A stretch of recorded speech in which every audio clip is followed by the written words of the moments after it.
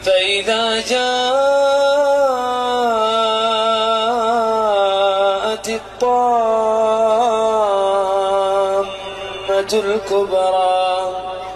يوم يتذكر الإنسان ما سعى وبرزت الجحيم لمن يرى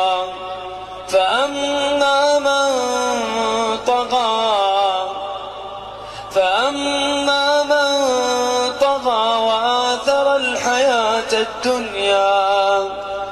فإن الجحيم هي المأوى وأما من خاف مقام ربه ونهى النفس عن الهوى فإن الجنة هي